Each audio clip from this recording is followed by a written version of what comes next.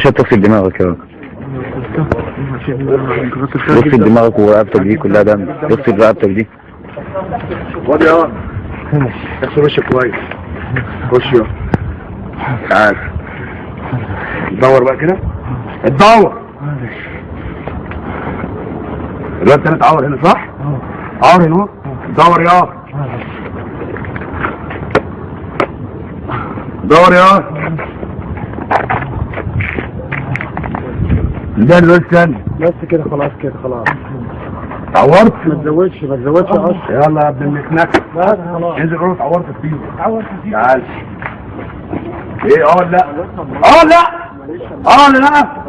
دور انا اسف لكم انا قلت لك الصراحه دور يا ابني متنك قدام الناس كلها. يلا يا لازم انتوا الثلاثه. طب وحتى اللي هو عشان خاطر ربنا. طب ايه هنا ولا هنا؟ لا وش لا على الصلاه العورت في طين ده كلكم زي بعض سواسيه عشان ما حدش عايل حد. بص ازاي يا تعال بص ازاي كده ازاي اسمعوا يا اطلع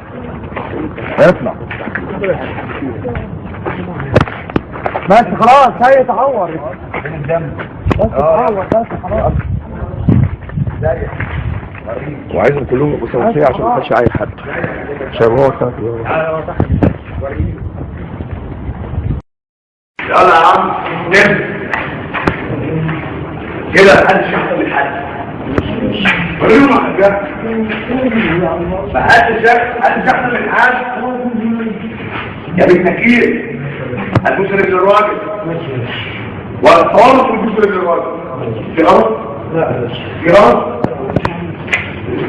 لا شويه هو شرط كده. يلا اقربوا ياخدوا من بعض يلا عشان تمشي يا ولاد الاسلام. مرحبا يا احمد هتاخد تحطه على دماغك شنبك الامور وبعدين بعدين بتكون مخطوطه عشان بس يعمل دماغه خلاص. هو مش معلش خلي بالك هو عمل معاك كده وعمل معاك كده وكده عشان الخلوق توسع عشان ما حدش عارف هو طلع علينا عشان ما حدش عارف يقول لك معانا لو كلكم زي بعض ما حدش عارف